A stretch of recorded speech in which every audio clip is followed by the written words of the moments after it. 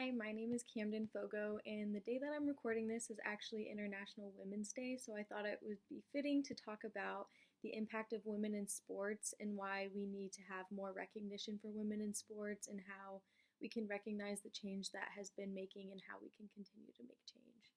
So, according to the Women's Sports Foundation, Title IX was established in 1972 to provide everyone with equal access to any program or activity that needs financial assistance.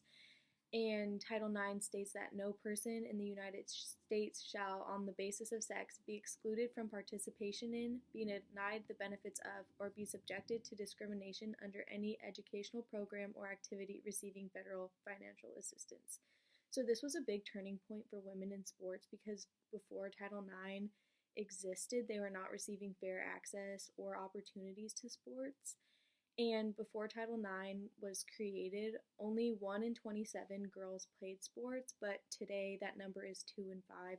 So we can really see how many more women started to play and participate in sports once they actually got the opportunity to have the access to it.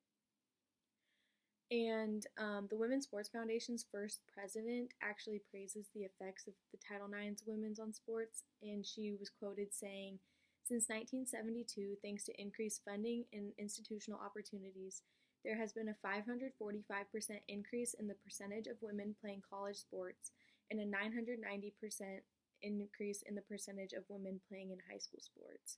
So we can see that Title IX created a big change in itself, but we still have a long way to go.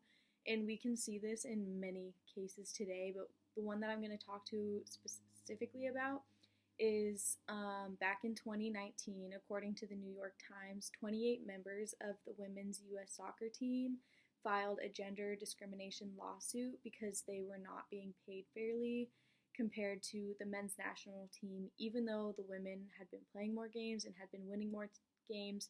So realistically, it didn't make any sense why they weren't being paid as fairly.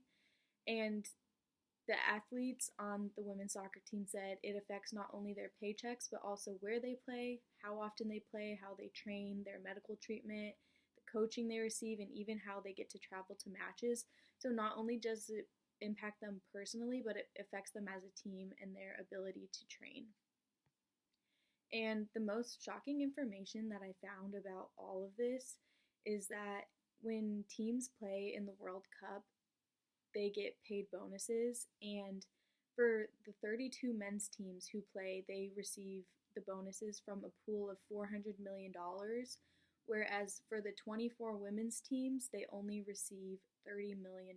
So that is a difference of $370 million that the men's teams get over the women's teams.